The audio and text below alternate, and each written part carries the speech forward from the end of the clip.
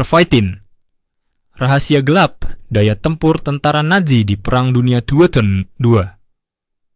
Di medan perang, kekuatan fisik dan mental bisa menjadi pembeda antara hidup dan mati.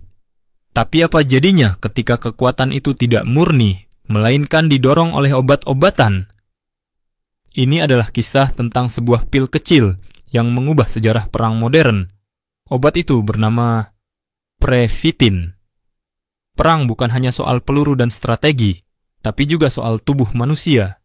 Sejauh apa batasnya bisa dipaksa?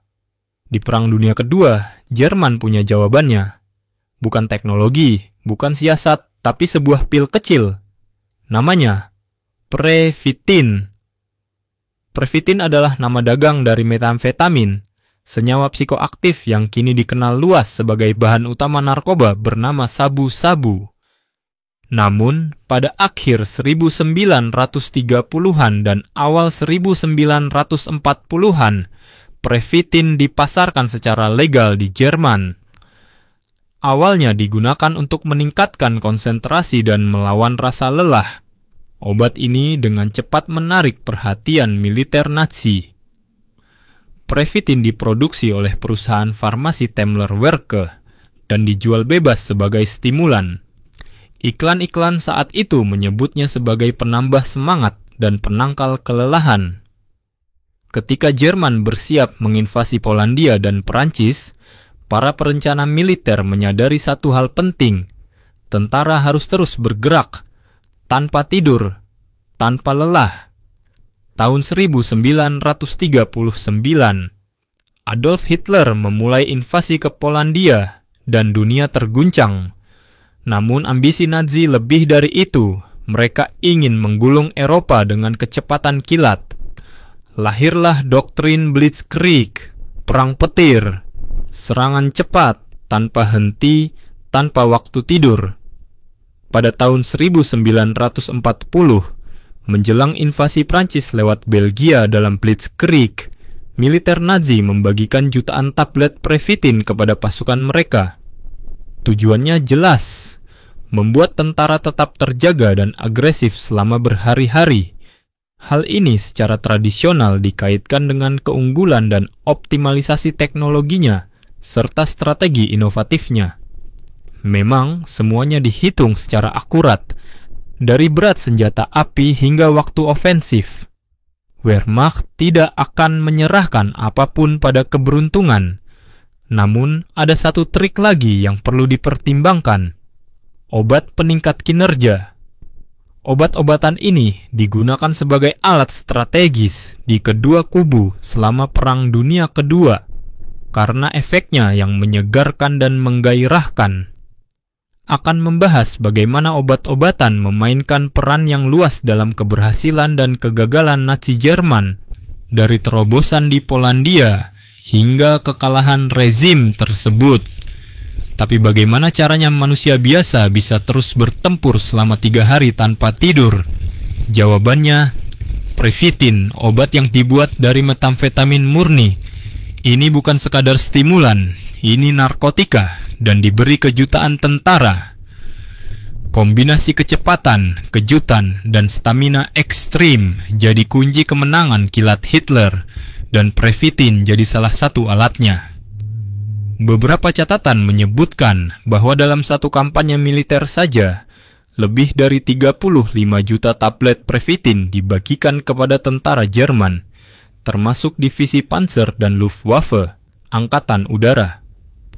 Prefitin membuat tentara merasa tak terkalahkan. Rasa lapar dan lelah hilang, ketakutan memudar. Namun, setelah efeknya habis, datang gelombang kecemasan, paranoia, dan kelelahan ekstrim. Banyak tentara mulai tergantung pada pil ini, dan beberapa mengalami gangguan jiwa akibat penyalahgunaan. Dengan Prefitin, rasa takut menghilang. Lapar, hilang, lelah, tidak terasa. Tapi jiwa mereka mulai menghilang juga. Pada awalnya, efek Prefitin seperti keajaiban. Prajurit merasa seperti mesin perang. Tidak tertembus rasa takut, tidak mengenal kelelahan. Namun ketika efeknya hilang, datang yang jauh lebih mengerikan. Paranoia, delusi, halusinasi. Banyak prajurit yang mulai mengalami gangguan mental. Beberapa bahkan menembak diri sendiri karena stres pasca efeknya. Tubuh mereka masih berdiri, tapi pikirannya sudah runtuh. Satu memo rahasia dari dokter tentara Jerman menyebut, ini bukan lagi obat, ini racun yang kita masukkan ke nadi militer kita sendiri. Senyawa metamfetamin dapat meningkatkan kinerja tentara. Dimasukkan dalam ransum harian dan dikonsumsi hingga 2 kali sehari. Obat tersebut memberi tentara kemampuan supranatural. Tak kenal takut dan ceria. Mereka dapat menghabiskan lebih dari 3 hari tanpa tidur dan berjalan hingga 60 km tanpa gangguan.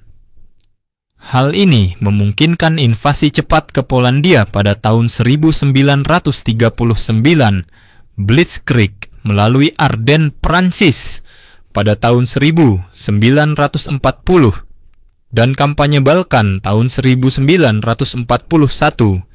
yang berlangsung tanpa istirahat selama 11 hari. Bukan hanya prajurit biasa. Hermann Göring, salah satu petinggi Nazi, dikenal sebagai pecandu morfin. Beberapa bukti menunjukkan bahwa pemimpin Nazi lainnya juga terpapar stimulan. Bahkan Hitler sendiri disebut rutin menerima injeksi dari dokternya, Theodor Morell, yang dikenal memberi campuran berbagai zat, termasuk kemungkinan turunan amfetamin. Sebuah rezim dibangun bukan hanya di atas kebencian, tapi juga ketergantungan.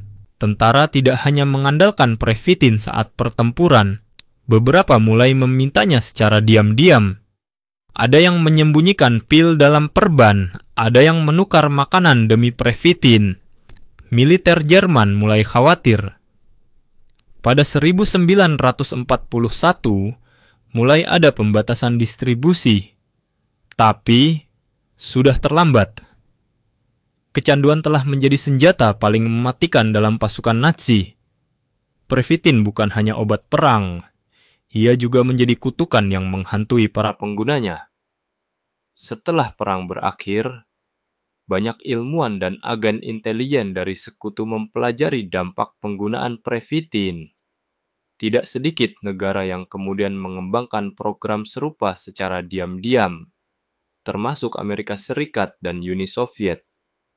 Hari ini, Previtin telah menghilang, tapi bentuk barunya, metamfetamin, masih menghantui masyarakat modern.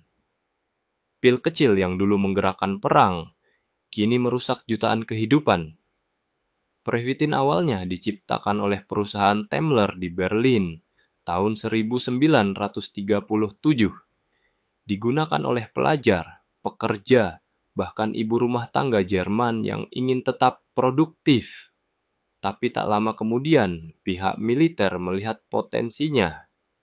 Dokumen menunjukkan bahwa saat invasi ke Prancis tahun 1940,